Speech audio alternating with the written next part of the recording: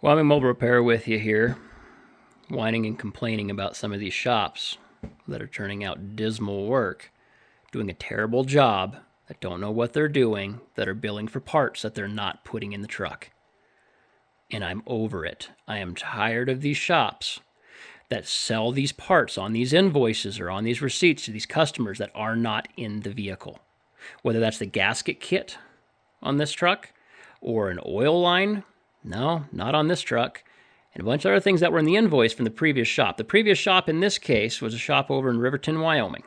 I'm not going to name the shop just yet. The customer is going to try dealing with them directly, and that's up to the customer at this point. If this shop does not stand up and go back behind their customer, you will find the name in the invoice or in my comments later on.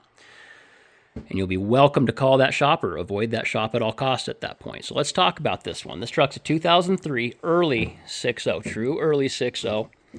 It's got the rotary pump in the back, and it has the rear ICP sensor mounted in the cover.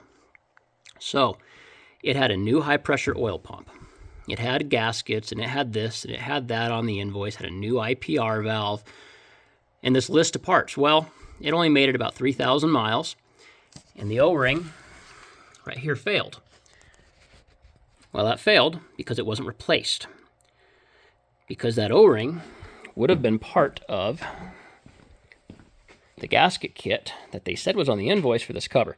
The gaskets here that are actually just a big pile of RTV on an old hard gasket. You can tell that they didn't even clean this cover off because you can just wipe away the RTV with your thumb. So they didn't wipe the oil off of this cover or dry it first. Here is the O-ring. This O-ring is brittle and ancient. This was not changed at that point in time right there, and it's all cut away. Had they bought the gasket kit that they said they did in this invoice, that would have been changed. This wouldn't be in my shop. They had a $444 injector pressure regulator on that. Okay, anybody who knows these 6.0s knows this is not a Motorcraft part.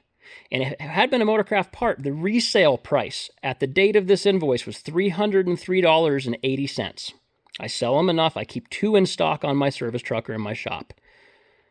This is not a good part. This is a knockoff aftermarket IPR valve that they should not have paid $100 for. This is what a Motorcraft part would have looked like. Not that. So, selling parts for infinitely more than they should cost. And then not putting other parts in.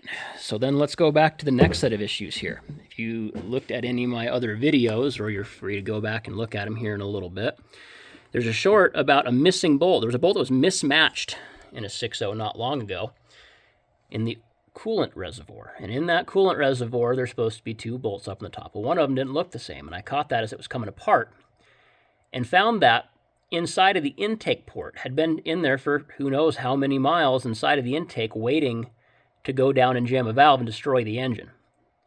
So it isn't always that you have a mismatched bolt like that one right there. That's the problem.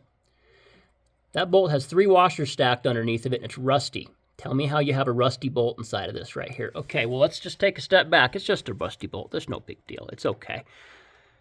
If you were going to lose a bolt, where would it have gone? Do you think it just magically jumped out of there and went up and out somewhere? I don't think it did. If you lost a bolt, I'm going to say that any betting man's going to say it went down through one of those holes there. It went directly down underneath this pump to the camshaft. I'm also going to take the bet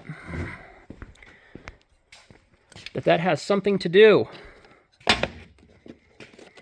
with the astounding amount of metal. That's probably very hard to see on the video, but there is an astronomical amount of metal inside the fins of this filter. Huge amount of metal. So, recapping that. We've got multiple parts on the invoice that are not in this truck, were not used in this truck. They used RTV instead, caused multiple oil leaks. Caused it to fail because of that O-ring right there. When they put the air filter back on this, right here, this is your sealed side of the air filter right here. They reinstalled it with both of those broken and the outlet side of this air filter going to your duct completely hanging off of it and missing one of the clips on the backside that held it. How is that acceptable? How is it all right to put a truck together that poorly, and care that little that you would not even make sure that the air filter and the ductwork going into it to feed the air to it is up to par, or even just good enough? Explain that one to me. I can't. I am absolutely over it. We had another shop here in Lander that used to pull this crap. Well, a couple of their shops got fed up with finding this stuff and kind of got the word out, me especially or included, and he's no longer in business. Well, they can also say you're only as good as your worst employee.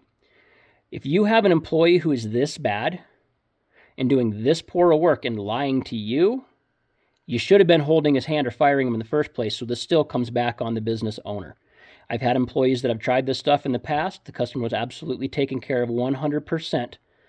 Everything was settled out, done absolutely properly, and that employee is no longer even in this field in the area. They're happily flipping burgers where they belong and will never be in this field because of that. Unacceptable. Anyway, maybe this video will make a little more sense when I always use the term be better. It means be better. At the end of all my videos, I end out by saying be better. It means don't do this stupid crap. Don't be a dishonest con artist.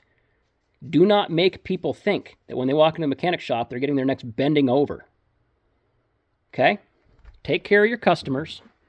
Do your work right. Do your job right. And like I said, be better.